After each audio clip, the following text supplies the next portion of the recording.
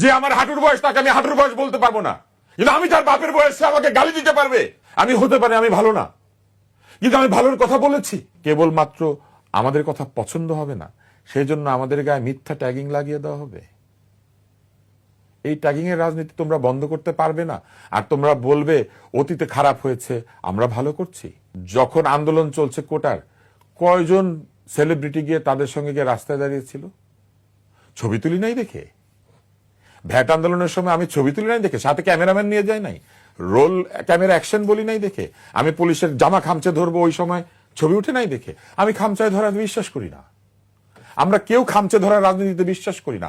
আমরা কেউ গালিগালাজের রাজনীতিতে বিশ্বাস করি না।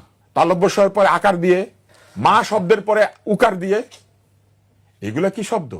এগুলা নেগেটিভ না পজিটিভ? এই শব্দ শোনার জন্য আমরা বাংলাদেশ তৈরি করেছি। যে বাংলাদেশের বাংলা ভাষার জন্য বাংলাদেশের নাগরিকেরা স্বাধীন রাষ্ট্র নাই, একটা পরাধীন দেশের মধ্যে ভাষার জন্য প্রাণ দিয়েছে, সেই দেশে দাঁড়িয়ে আমাদেরকে শুনতে হবে এইটা ওইটা লাল করে দাও। হ্যাঁ, যদি এটাই হয়ে থাকে তাহলে এর বিরুদ্ধে আমি কথা বলবো। কেন বলবো? কারণ সারা জীবন আমি ছেলে মেয়েদেরকে গিয়ে উচ্চারণ শেখানোর চেষ্টা করেছি, ভাষা শেখানোর চেষ্টা করেছি, তর্ক শেখানোর চেষ্টা করেছি। আমি নিজে খারাপ লোক হতে পারি, কিন্তু একটা খারাপ মানুষ, একটা অন্যায়কারী মানুষও জীবনে দু একটা ভালো কাজ করে। আমি হতে পারি আমি ভালো না, কিন্তু আমি ভালোর কথা বলেছি।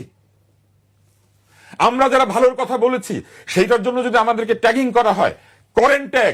আমি এখনো বলবো, বাংলা ভাষার জন্য যে জাতি প্রাণ দিয়েছে, যে জাতি একটা পতাকার জন্য, একটা স্বাধীনতার জন্য, নিজের ভোট দেওয়ার জন্য প্রাণ দিয়েছে, সেই জাতি এই ভাষায় কথা বলবে, আমি এটা মানবো না।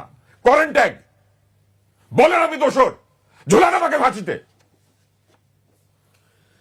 যে আমার হাঁটুর বয়স তাকে আমি হাঁটুর বয়স বলতে পারবো না, কিন্তু আমি তার বাপের বয়সে আমাকে গালি দিতে পারবে। এটা কোন বাংলাদেশ? আমি হতে পারি সবচেয়ে খারাপ মানুষ, নিয়ে যান আমাকে ধরে, কিন্তু আপনি আমাকে গালি দিতে পারেন না। গালি দেওয়ার অধিকার কেউ দেয় নাই। যে সংবিধান বদলাচ্ছেন সেই সংবিধান কাকে গালি দেওয়ার অধিকার দেয় নাই। বাপের বয়সে মানুষকে অপমান করার অধিকার দেয় নাই, কারো গলায় জুতা ঝোলানোর অধিকার দেয় নাই। এবং জীবনে আমি টকশোতে উত্তেজিত হই না, আজকে হলাম।